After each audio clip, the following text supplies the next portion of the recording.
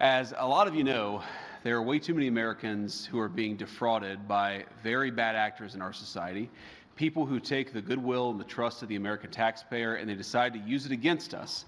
They decide to make themselves rich instead of allowing these programs that are set up to make it easier for people to take care of their families, to make it easier for autistic kids to get the after-school services they need, to make it easier for people to get the health care that they need.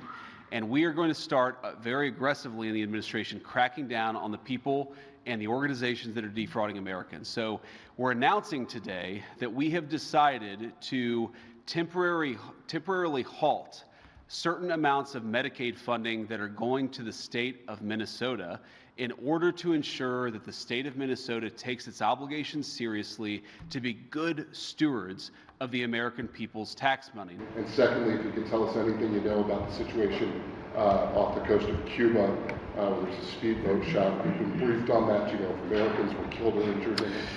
Yeah, so on the second thing, actually, Marco briefed me about 15 minutes ago on it, but we don't know a whole lot of details, and so I'll defer to the White House to provide more updates as we get them. Certainly, you know, a situation that we're monitoring. Hopefully, it's not as bad as we fear it could be, but can't say more because I just don't know more.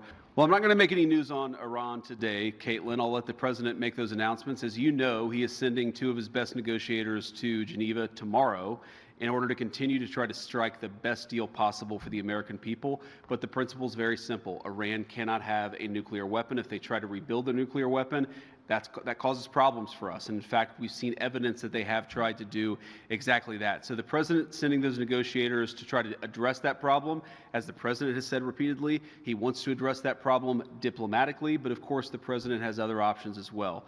Jelajahi cara baru mendapatkan informasi. Download MetroTV Extend sekarang.